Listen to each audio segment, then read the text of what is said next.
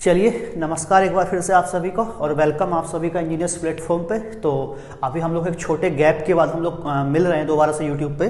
तो किन्हीं कारणों से वो लोग हम क्लास कंटिन्यू नहीं कर पाए थे, लेकिन अब जो हम लोग क्लासेस हमारी रहेंगी उसको हम लोग बिल्कुल कंटिन्यू करेंगे। और जो हिस्ट्री वाला सीरीज हमारी चल रही है, इस हिस्ट्री सीरीज को हम लोग बिल्कुल कंप्लीट करने वाले हैं इस बार। ठीक है, तो अब हम लोग लास्ट क्लासेस में हम लोग क्या करते हैं, मिडाइवल हिस्ट्री को हम लोग डिस्कस कर रहे थे, मध्यकालीन भारत को हम लोग पढ़ रहे थे। और इस मध्यकालीन भारत में हम लोगों ने क्या है, हम लोग दिल्ली सल्तनत को हम लोग डिस्कस किए। और दिल्ली सल्तनत में क्या है, लास्ट लेक्चर में हम लोगों ने क्या खिलजी डायनेस्टी को, खिलजी वंश को हम लोग पढ़ चुके हैं। और खिलजी वंश को पढ़ने के बाद जो नेक्स्ट डायनेस्टी की हम लोग बात करेंगे, जो अगले वंश की हम लोग बात करते हैं दिल्ली सल्तनत में, उस वंश को हम लोग बोलते हैं तुगलक डायनेस्टी। तो चलिए स्टार्ट करते हैं।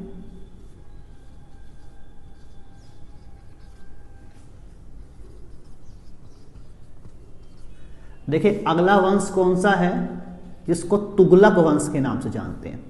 और इस तुगलक डायनेस्टी की बात करें तो 1320 से लेकर 1414 तक का इसका टाइम पीरियड रहेगा। तो अब हम लोग बात करते हैं तुगलक डायनेस्टी को लेकर।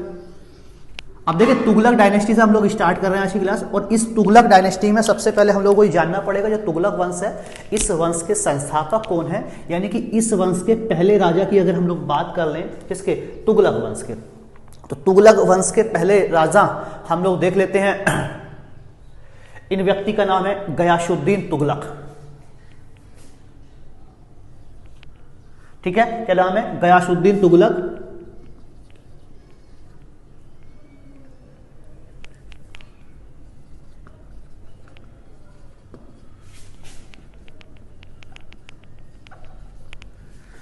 तो यानी कि तुगलक डायनेस्टी में सबसे पहले सम्राट, सबसे पहले सुल्तान कौन बने, और इस व्यक्ति का नाम है, जिसको किस नाम से जान लेंगे हम लोग, ये लीजिए इसको टोपी पहना देते हैं। और ये आपके रहे कौन, गयासुद्दीन तुगलक। तो हालांकि गयासुद्दीन तुगलक के बारे में ज्यादा पढ़ने लायक कोई चीजें हैं नहीं एग्जाम की दृष्टि से, फिर भी दो चार बातें हम लोग एग्जाम के लिए इंपॉर्टेंट होंगी, उनको हम लोग बात करेंगे। देखिए गयासुद्दीन तुगलक का एक टाइटल इस व्यक्ति के धारण किया गया, क्योंकि इसके द्वारा क्या है, मंगोलों को पराजित किया गया है। और मंगोलों को पराजित करने के बाद इसने एक उपाधि धारण की, जिसको मलिक उल गाजी, यानी कि दिल्ली सल्तनत का ये पहला वो सुल्तान है जिसके द्वारा क्या है, मलिक उल गाजी का टाइटल धारण किया गया। दरअसल गाजी का मतलब ये होता है काफिरों का नाशक। गाजी का शब्द का मतलब ही क्या है, काफिरों का नाशक। तो ये टाइटल किसने धारण किया, इसके द्वारा धारण किया गया। और इसके बारे में अगर हम लोग बात करें तो गयासुद्दीन तुगलक के बाद एक शहर बसाया गया, जिसको हम तुगलकाबाद के नाम से जानते हैं। तो इसने एक शहर की स्थापना भी की थी, उस शहर का नाम था तुगलकाबाद नाम का एक शहर भी बसाया गया, जिसको एग्जाम में कई बार पूछ रहे थे, तुगलकाबाद सिटी को किसने बसाया, तो इसी के द्वारा। ये गयासुद्दीन तुगलक की अगर बात करें तो इसके बारे में एक बात और बड़ी फेमस है, क्योंकि इस व्यक्ति के द्वारा अपने राज्य में, दरअसल जिस समय शासन कर रहा है इसके समय में क्या है, राज्य में क्या नशे की प्रवृत्ति कुछ ज्यादा बढ़ गई, लोगों में क्या नशे करने की प्रवृत्ति लगातार बढ़ती चली गई। और इस विषय को लेकर ये परेशान हुआ, और इसने क्या काम किया, जो वाइन होती है, शराब, इस शराब के बिक्री, सेलिंग, और इसका उत्पादन, प्रोडक्शन, दोनों को क्या कर दिया इसने, प्रतिबंध लगा दिया, खत्म कर दिए। इसने शराब का उत्पादन भी बंद करा दिया अपने राज्य में, और बिक्री भी बंद करा दी। और इसको लेकर एग्जाम में कई बार प्रश्न पूछते थे, किस राज्य, किस दिल्ली सल्तनत के सुल्तान के द्वारा शराब को क्या है, प्रतिबंधित कराया गया। तो वो व्यक्ति कौन है, गयासुद्दीन तुगलक, जिसके द्वारा तुगलक डायनेस्टी की स्थापना की गई। और इसके लिए शराब बिक्री, यानी कि मादक पदार्थों की बिक्री को इसने क्या कर दिया, पूर्णतः प्रतिबंध कर दिया। उनके उत्पादन पर क्या कर दिया, पूर्णतः क्या प्रतिबंध लगा दिया, रिस्ट्रिक्शंस लगा दिए। और साथ ही साथ एक नए अधिकारी को भी अपॉइंट कर दिया। एक मुहत्सिब नाम का एक अधिकारी था, और उस अधिकारी एक नया पद बनाया मुहत्सिब नाम का। और ये जो मुहत्सिब नाम का अधिकारी है, इसका काम ही क्या है, नैतिक शिष्टाचार का अनुपालन कराना।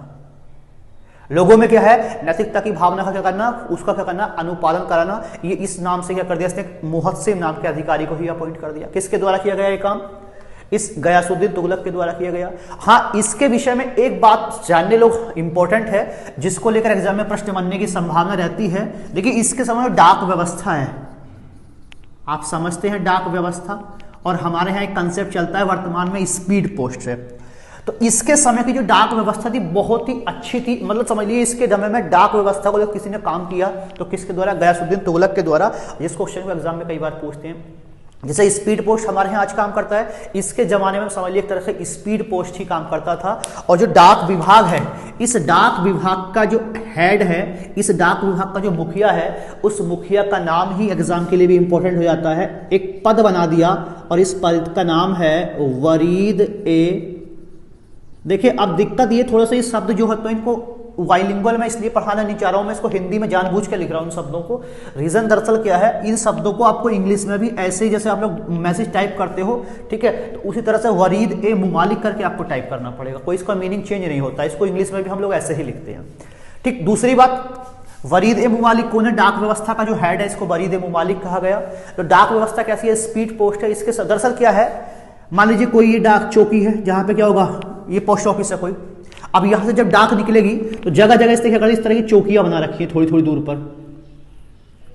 यहां से जो डाक लेके जो व्यक्ति घुड़सवार निकलेगा, जब वो यहां पहुंचेगा तो यहां पर एक घुड़सवार पहले से ही तैयार रहेगा, वो इससे थैला लेगा, बैग लेगा डाक का, और क्या करेगा, वो आगे दौड़ना स्टार्ट करेगा। फिर एक घुड़सवार यहां पे तैनात रहेगा, जैसे ही यहां पहुंचेगा ये इसको थमा देगा थैला, इसके बाद और ये प्रोसेस चलता रहेगा। इसी को बोला गया है क्या है, डाक व्यवस्था। क्या है, इसके काल में क्या है, बहुत अच्छी है, यानी कि समझ लीजिए भी क्या है कि स्पीड पोस्ट की तरह काम करते हैं, जिसको लेकर एग्जाम में कई बार क्वेश्चन बना लिए जाते हैं।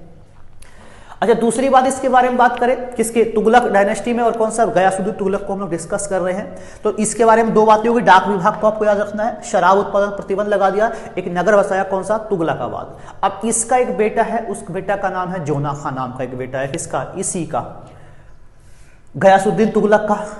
तो इसी दो बेटों में से एक बेटा है जोना खां।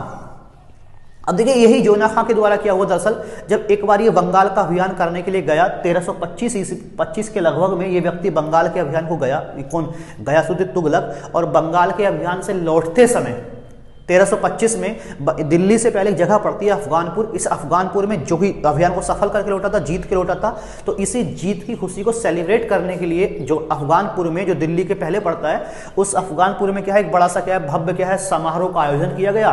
और इस समारोह में इसके लिए क्या है, एक महल तैयार कराया, लकड़ी का एक महल तैयार कराया गया, किसके सम्मान में, इसी गयासुद्दीन तुगलक के सम्मान में, इसके बेटे के द्वारा। और उसमें ऐसा कहते हैं, जब वो समारोह चल रहा था, उस समारोह में क्या हो जाता, हाथी आ गए, और हाथियों के कारण क्या हो गया, जो महल था वो क्या हो गया, गिर गया। और उसी महल में गिरकर ये गयासुद्दीन तुगलक और इसका एक दूसरा बेटा, दोनों क्या हो गए, दबकर मारे गए। और तीसरा बेटा है जोना खां, वो नहीं मारा गया। तो कुछ लोगों को ऐसा भी मानना है जोना खां के द्वारा एक षड्यंत्र किया गया इसको मारने के लिए, अपने भाई को, और इसको क्या कर दिया, रास्ते से हटा दिया गया। और खुद दिल्ली सल्तनत का, यानी कि इस तुगलक डायनेस्टी का अगला क्या बनेगा, अगला सुल्तान बनेगा, उस व्यक्ति को जोना खां के नाम से जानते हैं। अच्छा, एक बात इसको लेकर एग्जाम में प्रश्न आता है, एक व्यक्ति हैं, आप सब लोगों ने, एक सूफी संत रहे इस समय, इनका नाम था निजामुद्दीन औलिया, और बड़े फेमस सूफी संत हैं। तो इन निजामुद्दीन औलिया के जो रिलेशन थे, जो संबंध थे, इस व्यक्ति से क्या हो गए, खराब हो गए, किसके साथ, गयासुद्दीन तुगलक के साथ। ऐसा माना गया कि ये व्यक्ति क्या है, इसको ऐसा लगा ये व्यक्ति क्या है, मेरे बेटे को मेरे खिलाफ कर रहा है, भड़का रहा है जोना खां को। तो चूंकि जब ये बंगाल का अभियान करके वापस लौट रहा था, तो वापस लौटते ही समय इसके द्वारा किया गया, उस समय निजामुद्दीन औलिया थे, दिल्ली दरबार में रुके हुए, दिल्ली में रुके हुए थे, इनको एक संदेश भिजवाया गया निजामुद्दीन औलिया को कि मेरे आने से पहले क्या करिए, आप दिल्ली छोड़कर चले जाइए। ये संबंध खराब होने का प्रतीक है। तो इस समय निजामुद्दीन औलिया ने एक स्टेटमेंट दिया, जो स्टेटमेंट बड़ा फेमस हुआ, जिसको एग्जाम में कई बार पूछते हैं। और निजामुद्दीन औलिया ने कहा, हुनूज दिल्ली दूरस्थ, यानी कि निजामुद्दीन औलिया बोले, हुजूर अभी दिल्ली दूर है, पहले आ तो जाइए, हम दिल्ली छोड़ देंगे। और ये स्टेटमेंट बड़ा फेमस, जिसको लेकर एग्जाम में कई बार पूछते हैं, हुनूज दिल्ली दूरस्थ स्टेटमेंट किसने दिया, तो इस निजामुद्दीन औलिया के द्वारा। हालांकि ये व्यक्ति दिल्ली पहुंच ही नहीं पाया, पहले अफगानपुर में क्या होगा, इसका क्या है, ये इसकी डेथ हो जाती है। और डेथ होने के बाद तो ये इसका मतलब, हिंदी मतलब क्या है, हुजूर दिल्ली अभी दूर है। अब इसकी जब डेथ हो गई, डेथ होने के बाद इसका बेटा राजा बना, जिसको हम क्या है, जोना खां के नाम जानते हैं। और यही जोना खां एक नया टाइटल लिया, जिसको हम मोहम्मद बिन तुगलक के नाम जानते हैं। तो मोहम्मद बिन तुगलक के नाम से जोना खां राजा बनेगा। तो अगला राजा कौन है, मोहम्मद बिन तुगलक। जिसको शॉर्ट में कई बार हम लोग क्या कर देते हैं, एमबीटी के नाम से एमबीटी बुला लेते हैं। देखिए अगला टाइटल किंग कौन बन गया, यही मोहम्मद बिन तुगलक। जोना खां जो मोहम्मद बिन तुगलक के नाम से दिल्ली सल्तनत की गद्दी पर बैठेगा। और जब ये दिल्ली सल्तनत की गद्दी पर बैठा, तो चूंकि ये बड़ा फेमस राजा है, इसको लेकर एग्जाम में कई बार प्रश्न भी बनाए जाते हैं। देखिए इसकी अगर हम लोग बात करें, एक अफ्रीकी यात्री था इस समय, इस व्यक्ति का नाम है इब्न बतूता। तो ये जो अफ्रीकी यात्री है इब्न बतूता, इसी के समय भारत आता है। और ये यात्री बड़ा फेमस है। इब्न बतूता अफ्रीका से आया और इसने क्या काम कर दिया, इस व्यक्ति को दिल्ली का काजी, काजी का मतलब प्रधान न्यायाधीश, नियुक्त कर दिया जाता है। ऐसा प्रश्न भी एग्जाम में पूछते हैं कई बार कि इब्न बतूता किसके शासनकाल में भारत आता है, तो यार याद रखें मोहम्मद बिन तुगलक, जिसको शॉर्ट में हम लोग आगे से क्या है एमबीटी बोल देंगे, एमबीटी मोहम्मद बिन तुगलक बोल देंगे। तो इसके समय अफ्रीकी यात्री इब्न बतूता भारत आता है और जिसको क्या कर दिया गया, इसने क्या कर दिया, दिल्ली का काजी यानी कि दिल्ली का प्रधान न्यायाधीश अपॉइंट किया इसके द्वारा। हालांकि जो ये व्यक्ति है मोहम्मद बिन तुगलक फेमस है कई बार, दरअसल क्या है अपनी कुछ योजनाओं को लेकर ये फेमस है। तो पहले एक काम करें, थोड़ा सा अभी स्पेस नहीं है, मैं थोड़ा ऊपर वाला रफ करूंगा। चलिए इसकी कुछ योजनाएं हैं, तो ये कुछ योजनाएं लेके आता है, यहीं पर देख लेते हैं, अभी स्पेस हो जाएगा इतना। तो इसकी कुछ योजनाएं थी और वो सारी ही योजनाएं क्या रही, इसके जो प्लान्स थे वो क्या हो गए, फेल हो गए। तो इसने कुछ योजनाएं चलाई, कुछ भविष्य के लिए कुछ प्लान लेके आया और जिसमें 5 योजनाएं इसकी फेमस है। सबसे पहली योजना क्या थी,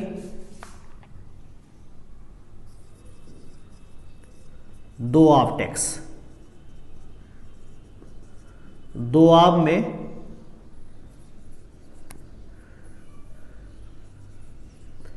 कर वृद्धि, एक योजना तो ये लेके अभी समझते हैं क्या है दोआब कर वृद्धि, पहले इनको एक करके ऐड कर लेते हैं। एक दूसरी योजना लेके आता है कैपिटल का ट्रांसफर, कैपिटल ट्रांसफर यानी कि राजधानी परिवर्तन योजना लेके आया। अभी समझते हैं ये भी क्या होती है, क्या है राजधानी परिवर्तन। और एक थी सांकेतिक मुद्रा,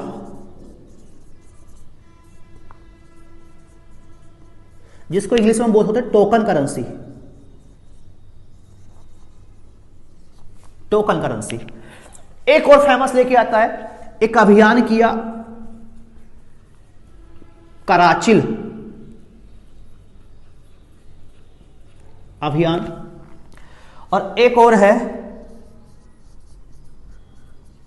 खुरासान आक्रमण या खुरासान अभियान। तो ये 5 इसकी बड़ी फेमस योजनाएं हैं। और ये 5 योजनाएं देखिए थी तो बहुत आगे तक की सोचा, लेकिन क्या हो गई, 5 योजनाएं क्या हो गई इसकी फेल हो गई। पहली योजना थी दोआब में टैक्स वृद्धि। देखो इसको चूंकि इस समय क्या है, इसको लगा मेरे टैक्स, मेरे क्या जो खजाना है, जो राजकोष है उसमें क्या हो रही कमी हो रही है, तो उसमें वृद्धि के लिए काम क्यों ना किया जाए। दोआब जो क्षेत्र होता है, दोआब का मतलब 2 नदियों के बीच का क्षेत्र, आप लोगों ने ज्योग्राफी में पढ़ा है। तो इस गंगा यमुना का जो दोआब क्षेत्र था, इसमें क्या काम किया गया, इसके द्वारा टैक्स में क्या कर दी गई, वृद्धि कर दी गई, टैक्स बढ़ा दिया गया। किसानों पर क्या है, कर को क्या कर दिया गया, बढ़ा दिया गया। अब चूंकि किसानों पे कर बढ़ाया और जैसे इस व्यक्ति के द्वारा कर बढ़ाया गया, इसी समय दरअसल क्या हो गया, इस क्षेत्र में, इस दोआब क्षेत्र में क्या पड़ गया, अकाल पड़ गया। अब जब अकाल पड़ेगा तो ना तो उत्पादन होगा और ना ही किसान क्या करेंगे, सही से टैक्स दे पाएंगे। तो इस बात से लेकर किसान भी ना, जनता भी नाराज हुई, किसान भी नाराज हुए और इसको क्या हुआ, टैक्स भी नहीं मिला। और इसके अधिकारियों के द्वारा क्या है, बहुत ही क्या है जबरदस्ती क्या लोगों से क्या टैक्स वसूला गया। तो जनता भी इसके विरुद्ध नाराज क्या हो गई, इसके खिलाफ हो गई, इससे नाराज हुई।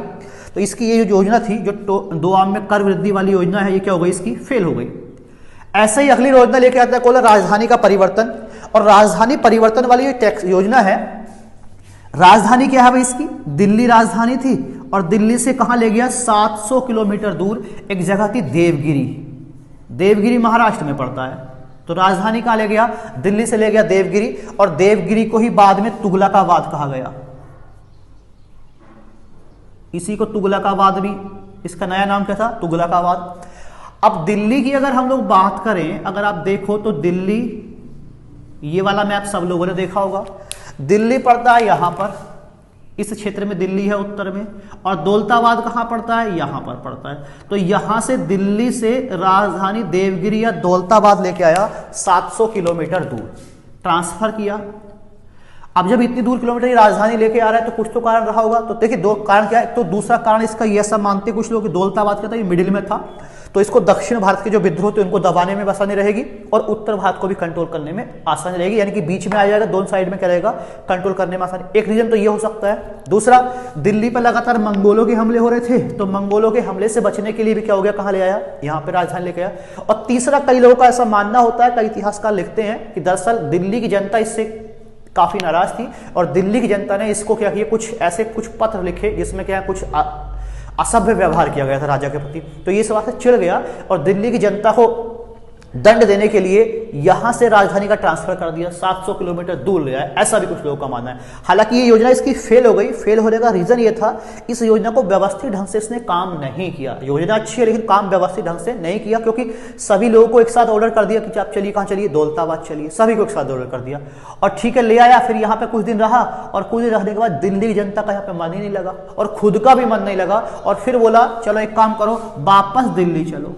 और इस आने और जाने में कई साल का समय बर्बाद हुआ और साथ ही साथ क्या पैसा बर्बाद हुआ, ठीक है, इसका क्या है, राजकोष भी खाली हुआ और जिससे क्या हुआ, ये दिल्ली से क्या है, देवगिरी की योजना क्या हो गई, इसकी फेल हो गई। दौलताबाद राजधानी को ट्रांसफर करने की योजना क्या हो जाती है, फेल हो जाती है। तीसरा था सांकेतिक मुद्रा, टोकन करेंसी।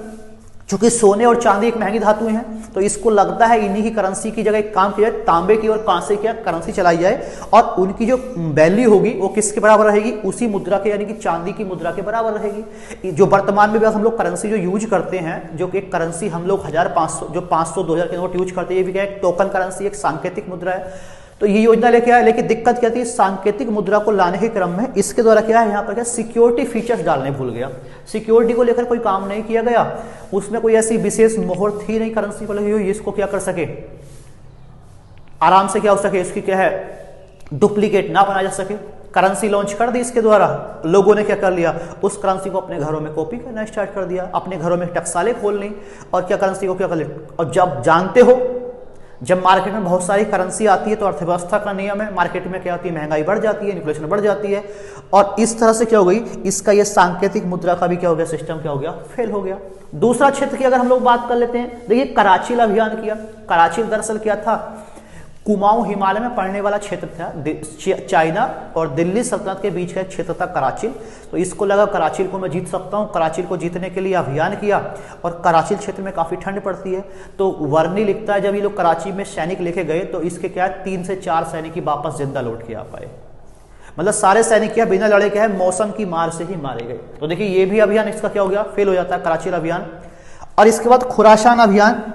तो खुरासान अभियान करने के लिए मिस्र के राजा के साथ हाथ मिलाया, एक संगठन बनाया खुरासान को जीतने के लिए, लेकिन इस समय मिडिल एशिया में कुछ, और खुरासान जीतने के लिए लगभग 3,70,000 सैनिकों की भर्ती कर ली एडवांस में, और भर्ती करने के बाद उन 3,70,000 सैनिकों को एडवांस में 1 साल का पेमेंट कर दिया, सैलरी दे दी। और कुछ मध्य एशिया में कुछ परिस्थितियां ऐसी पैदा हो गई जिन परिस्थितियों के कारण क्या हुआ, वो ये अभियान क्या कर दिया, हो ही नहीं पाया। मिस्र के राजा ने अपने हाथ पीछे खींच लिए और इसका जो इस 3,70,000 सैनिकों को भर्ती किया, उनको ट्रेनिंग किया होगा, सब कुछ खर्चा उनका 1 साल तक का उठाया, वो जो पैसा हुआ इसका वो क्या गया, बेकार चला गया। और इस तरह से कुल मिलाकर इस व्यक्ति की जो 5 योजनाएं जो लेके आया, कौन, यही मोहम्मद बिन तुगलक, इसकी ये 5 योजनाएं क्या हो गई, फेल हो गई। देखिए सोचता तो अच्छा है, क्योंकि दिल्ली सल्तनत का सबसे ज्यादा पढ़ा लिखा सुल्तान यही था, कौन, मोहम्मद बिन तुगलक। दिल्ली सल्तनत का सबसे ज्यादा पढ़ा लिखा सुल्तान था मोहम्मद बिन तुगलक। तो काम भी ऐसे कुछ सोचे, हालांकि इसके द्वारा कुछ और भी काम अच्छे किए गए। जब इसकी योजनाएं फेल हो गई तो एक इतिहासकार है एल्फिंस्टन, इनका नाम है एल्फिंस्टन नाम के इतिहासकार हैं। तो इन एल्फिंस्टन नाम के इतिहासकार ने कहा कि मोहम्मद बिन तुगलक में पागलपन के कुछ अंश मौजूद थे और इसलिए इसको कई बार क्या लोग क्या है, इसको पागल सुल्तान के नाम से भी जाना जाता है। कई बार बोलते हैं पागल सुल्तान कौन था, किसको पागल राजा कहा गया, तो कौन है, मोहम्मद बिन तुगलक। हालांकि मोहम्मद बिन तुगलक ने ये वो व्यक्ति है जिसने जब किसानों को क्या किए, सिंचाई के लिए कुएं खुदवाए, नहरें बनवाई, किसके द्वारा, इस मोहम्मद बिन तुगलक के द्वारा। ऐसे काम भी किए गए। एक नया कृषि विभाग था, एक कृषि विभाग ही बना दिया गया, एग्रीकल्चर का डिपार्टमेंट ही बना दिया इसके द्वारा।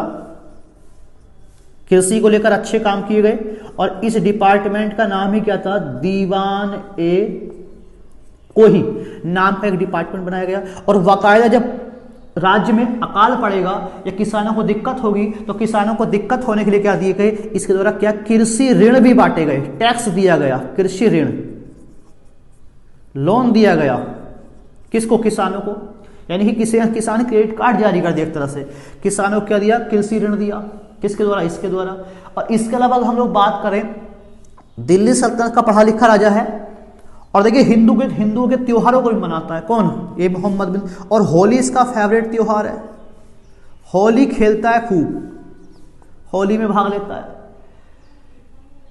जैन धर्मगुरु है जिन प्रभु सूरी, जैन धर्म को भी मानता है, उसको भी सम्मान करता है। जैन धर्म के जो जिन प्रभु सूरी हैं वो इसके दरबार में निवास करते हैं। मतलब दिल्ली सल्तनत का सबसे पढ़ा लिखा शासक है कौन, यही। सिंचाई के लिए कुएं खुदवा रहा है, कृषि के लिए क्या कर दिया, ऋण दिया गया। और जो कृषि के लिए ऋण दिया गया, इसी कृषि ऋण को तकाबी कहा गया है। क्या कहा गया है, तकाबी। तो कई बार एग्जाम में पूछे थे कि तकाबी क्या है, तो तकाबी क्या था, मोहम्मद बिन तुगलक के द्वारा अकाल के समय किसानों को दिया गया ऋण, जो टैक्स था, उस टैक्स को ही तकाबी कहा गया है। होली में भाग लेने वाला शासक कौन था, दिल्ली सल्तनत का। ऐसा भी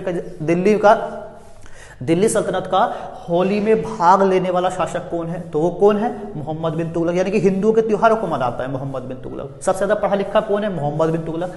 किसको पागलपन कहा गया, तो ये एल्फिंस्टन ने क्या कहा, इसमें कुछ पागलपन के अंश मौजूद है, तो इसी को दिल्ली सल्तनत का क्या है, पागल राजा कहा जाता है। ठीक है। जब इसकी मृत्यु हो गई तो कहा गया दिल्ली की जनता को तुगलक से और तुगलक को दिल्ली की जनता से मुक्ति मिल गई।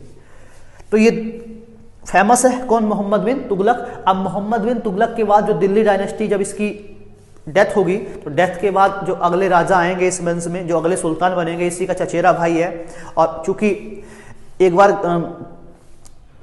विद्रोह को दबाने के लिए सिंध जा रहा था ठट्टा, और रास्ते में क्या हो गई, इसकी मृत्यु हो गई। मृत्यु के बाद जो नया सुल्तान बना, इसी का चचेरा भाई, जिसको हम फिरोज शाह तुगलक के नाम से जानते हैं। चलिए, तो पहले आप इसका स्क्रीनशॉट ले लो, फिर हम लोग आगे की बात करते हैं।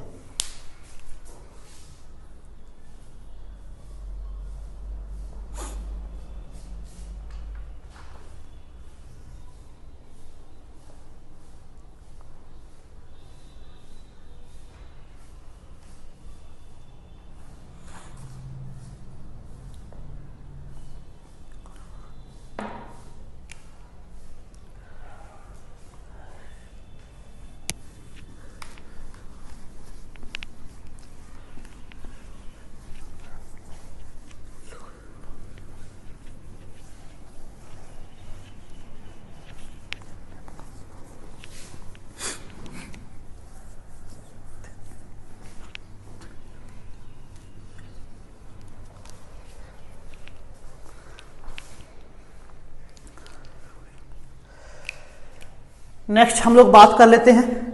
तो इस व्यक्ति का नाम है, इसी का मोहम्मद बिन तुगलक का चचेरा भाई है फिरोज शाह तुगलक।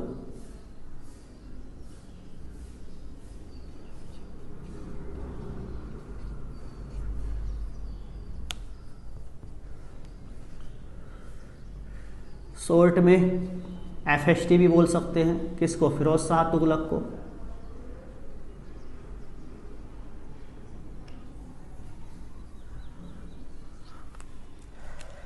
फिरोज शाह तुगलक ने भी कुछ ऐसे काम किए, चचेरा भाई था जो, देखिए अभी आपने पढ़ा था, जो मोहम्मद बिन तुगलक था, किसानों को क्या है, ऋण दिए, लोन दिया।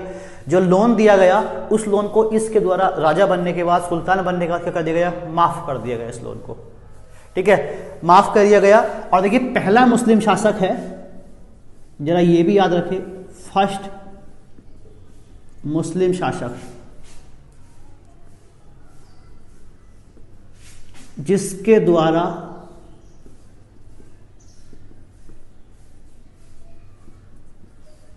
ब्राह्मणों पर जजिया, एक धार्मिक कर है जजिया कर, और ये जजिया का किसके द्वारा लगाया गया? इसी के द्वारा लगाया। दिल्ली और दिल्ली के आसपास क्या किया गया? इसके द्वारा 11 नहरों का निर्माण कराया गया। तो नहर निर्माण के लिए बड़ा फेमस है, कैनाल्स का निर्माण किया गया। और एक टैक्स इसके द्वारा लगाया गया, एक सिंचाई कर, सिंचाई कर, इरिगेशन टैक्स लगाया, जिसको लेकर एग्जाम में कई बार प्रश्न बनाते हैं। और इस इरिगेशन टैक्स का नाम था हक ए सर्व। कौन नाम था? हक ए सर्व नाम का एक टैक्स लगाया गया, सिंचाई का जिसको कहा जाता है। अच्छा, इसने एक दूसरी अगर हम लोग बात करें, किसके बारे में बात कर लेते हैं, इसी के बारे में बात कर लें, तो इसकी इसने खुद की ऑटोबायोग्राफी लिखी,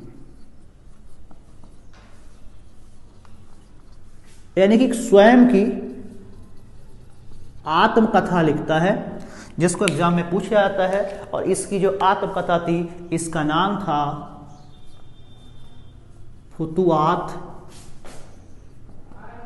फुतुआत ए फिरोज शाही।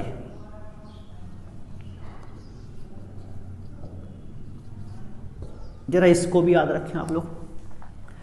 और इस व्यक्ति के द्वारा कुछ और काम किए गए, बहुत सारे डिपार्टमेंट्स,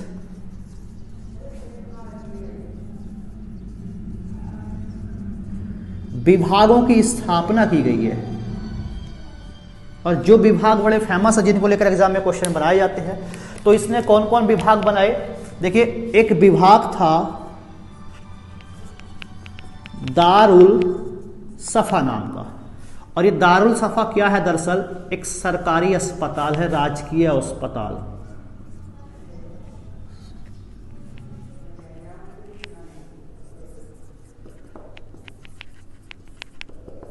गवर्नमेंट हॉस्पिटल था, दारुल सफा नाम से। एक विभाग बनाया गया दीवान एक खैरात। देखिए, खैरात का मतलब होता है फ्री में बांट देना। खैरात शब्द का मतलब ही है फ्री में बांट देना। तो ये क्या क्या था? गरीबों के लिए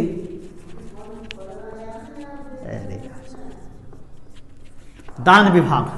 तो गरीबों के लिए जो दान विभाग था, उसको दीवान खैरात कहा गया। एक विभाग और बड़ा फेमस है, जिसका नाम था लोक निर्माण विभाग।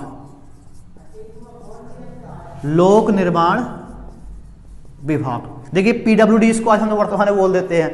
ये लोक निर्माण जो विभाग था, दरअसल इसका काम ही क्या था?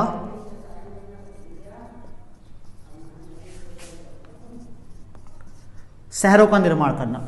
तो जब इस लोक निर्माण विभाग के द्वारा शहरों का निर्माण किया गया होगा, यानी कि बहुत सारे शहर ही बसाए गए होंगे इस विभाग के द्वारा, तो इस शहरों का चूंकि काम ही क्या है, शहरों का, इस विभाग का काम ही क्या है, शहरों का निर्माण करना। तो इसके द्वारा कई सारे क्या शहरों की भी स्थापना की गई, जैसे फतेहाबाद। एक शहर फिरोजपुर का नाम आप लोगों ने सुना होगा। देखिए, एक बड़ा फेमस शहर है हरियाणा का हिसार, है ना। तो इन शहरों की स्थापना इसी के द्वारा की गई। एक फिरोजाबाद भी है।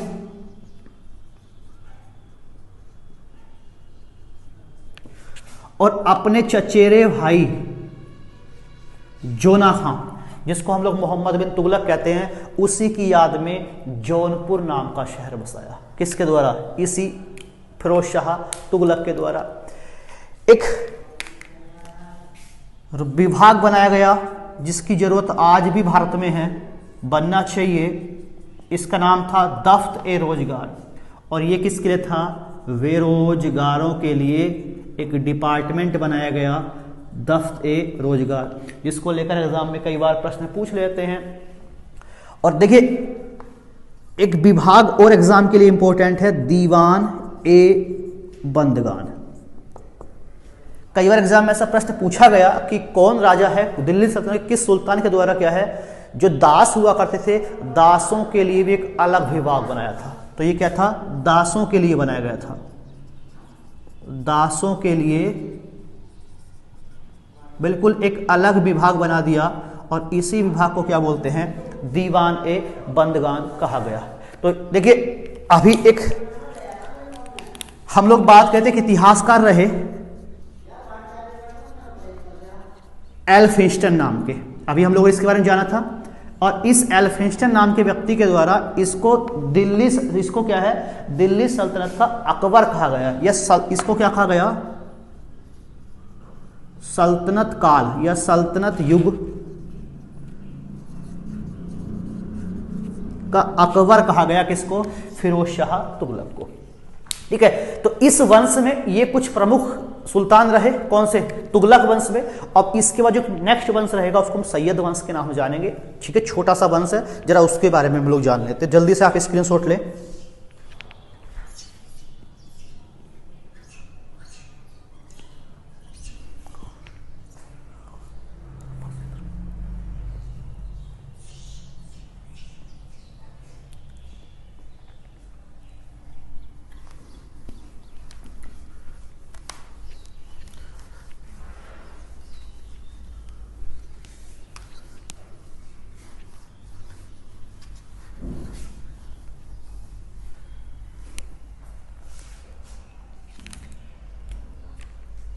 इसके बाद एक छोटा सी डायनेस्टी रही,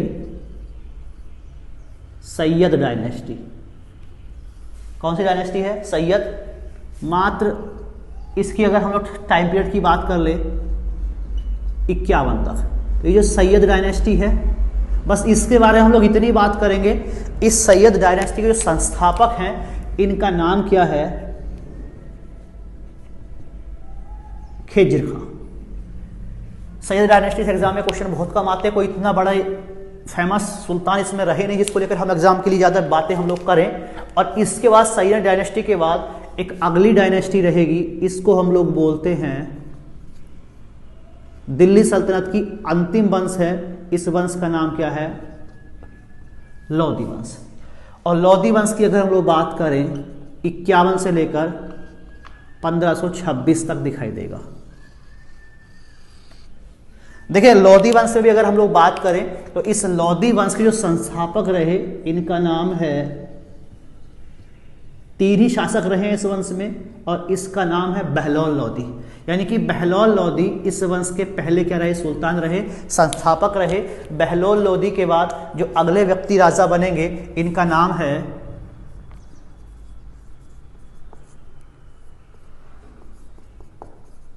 सिकंदर लोधी। तो अगर सिकंदर लोधी के बारे में ज्यादा बातें हम लोगों ने करने की बात, देखिए इसके द्वारा ये बात आप जाने, जो आगरा शहर है उस आगरा शहर की स्थापना इसी के द्वारा की गई। और इस व्यक्ति का एक क्या है? एक सरनेम है, और इसका एक दूसरा नाम क्या है? इसका उपनाम है गुलरुखी। चूंकि ये व्यक्ति फारसी भाषा का जानकार था, और फारसी भाषा का जानकार होने के कारण क्या विद्वान भी है, और गुलरुखी उपनाम से करता था, बहुत सारी कविताएं लिखता था। ये कौन? यही सिकंदर लोधी। अच्छा, इस व्यक्ति के बारे में कई बातें और फेमस, जैसे मुहर्रम पर इसके द्वारा क्या किया गया? महिलाओं को मुहर्रम पर जो ताजिया निकाला जाता है उस ताजिया निकालने को बंद करा दिया गया। किसके द्वारा? इसी सिकंदर लोधी के द्वारा। और जो महिलाएं हैं, महिलाओं को, मुस्लिम समाज में महिलाओं को पीरों की मजार पर क्या है जाने पर भी क्या कर दिया गया? प्रतिबंध लगा दिया गया। ठीक है। और दूसरी बात, जो हिंदू है, हिंदू को यमुना में स्नान करने पे प्रतिबंध कर दिया, और साथ ही साथ यमुना में क्या है, हिंदुओं क्या है, बाल मुंडन का जो प्रथा होती है उसको भी क्या है, रोक लगा दी गई। ये काम किसने किए? सिकंदर लोधी ने किए। ठीक है। दूसरी अगर हम लोग बात कर लें, इसके बाद जो इस वंश में जो फेमस और अंतिम शासक रहेंगे इस वंश के, जिनको हम क्या है, इब्राहिम लोधी के नाम से जानते हैं।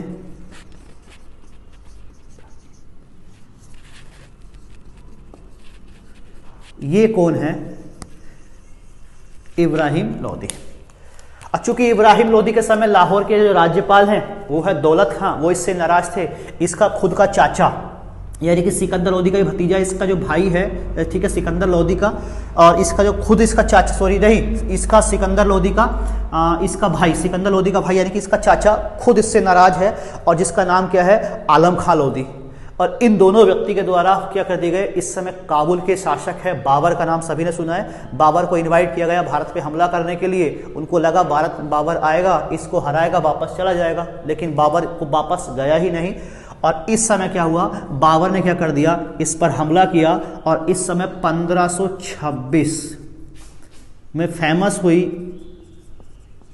पानीपत का, या पानीपत की पहली लड़ाई।